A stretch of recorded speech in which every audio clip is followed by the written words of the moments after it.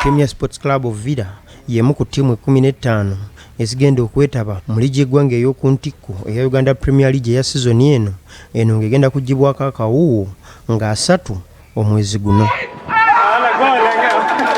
Timu eno egenda kuggulawo olutabaalo lwayo ng'ekyazizza Gaddafi FC ku kisaawe ekya Mutesa 2 Memorial Stadium ewankulukuku.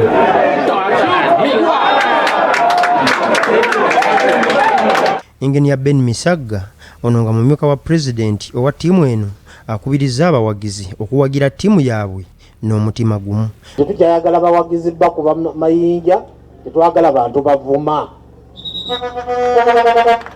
Tetukoma bukomi kuwagira naye tulowoozeeko n'okwongera okuteekamu ko. Ate okuteekamu agamu ku makubo ag'okuyitamu kwekola ki okurenewinga VMT ndowooza 5,000.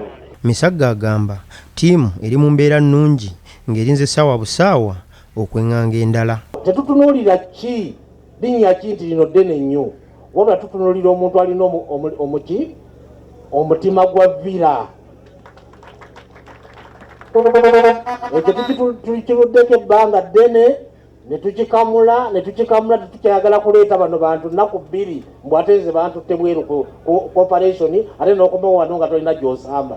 Twogeddeko n'abawagizi aba ttiimu eno ne batubuulira bibasuubira sizoni eno. Nawulira Patrick Kaddu gyali mu nkambi yatoninga n'abaffe mwesiga nnyo mmanyi nti omusajja mukakamu atama omupiira papa paasi zonna ezaawa eno sizoni nsuubira nti sabo nja kumulya mbaana abasooka. Sports Club Villa sizoni ewedde yamalira mu kifo kya 12 ku kimeeza ekya Uganda Premier League nga yakuŋŋaanya obubonero 3 mu 3 okuva mu mipiira 3.